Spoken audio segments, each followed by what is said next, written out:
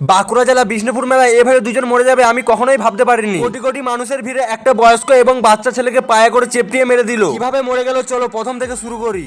আজকে 27শে ডিসেম্বর জিতের আসার কথা এবং জিতকে দেখার জন্য আমরা সেই বিষ্ণুপুর মেলাতে পৌঁছে যাই এবং সেই বাঁকুড়া জেলা বিষ্ণুপুর মেলাতে পৌঁছে যাওয়ার পর দেখি ভাই কোটি কোটি মানুষ এবং সেখানে চলার মতো জায়গা নাই, এত এত ভিড় মানুষের, এত মানুষ হবে কেউ কল্পনাতেও ভাবতে পারেনি। তারপর এখানে সুনামিটা দেখতে পাচ্ছ, এই সুনামিটা ভয়ঙ্কর, এখানে যে কেউ হার্ট অ্যাটাক করে মরে যেতে পারে, তা সত্ত্বেও মানুষ চাপছে। আমি ওইসব সুনামিতে চাপতে পারিনি, জানের ভয় লাগে, তাই আমরা ভেলপুরি দোকানে চলে আসি খাওয়ার জন্য এবং সেখানে আমরা ভেলপুরি পেয়ে যাই, তারপর খাওয়া শুরু করে দিই। খাবারটা 50 টাকা প্লেট হতে পারে কিন্তু খাবারের টেস্টই অনেক। তারপর আবার সেই গ্যাঞ্জামের মধ্যে চলে যায় যে বিষ্ণুপুরের মেলায় এত এত কোটি কোটি মানুষ কোনোদিন তো ভাবতেই পারেনি। তারপর এখানে রেস্টুরেন্ট গুলো ভাই এত মানুষ, যেখানে জায়গা পাওয়া খুব অসম্ভব। আমার উচিতে বলা হয় এই মেলাতে বাচ্চা ছেলে এবং বয়স্ক মানুষ না আসাই ভালো। এই মেলাতে এত মানুষের ভিড় যেখানে একবার নিচু হয়ে গেলে আর উঠার ক্ষমতা থাকবে না তার। সত্য কথা বলতে আমি এই মেলাতে গিয়েছিলাম, এই মেলাতে গিয়ে শ্বাসকষ্টের এত কষ্ট হচ্ছিল বলে বুঝাতে পারবো না তোমাদেরকে। আর আমি ওই ভিড় থেকে বেরিয়ে পড়েছি, তারপর ডিমের লটারি এবং চরকতলা দিকে ঘুরছি, দেখছি যে কোথায় মানুষ কম আছে ওখানে ভালোভাবে সময় কাটাতে পারবো। কোথাও নিশ্চয় পেলাম না সেই মানুষের ভিড় ভাই। আর তোমরা সবাই জানো বিষ্ণুপুরের লাস্ট মেলায় 2 জন মারা গিয়েছিল।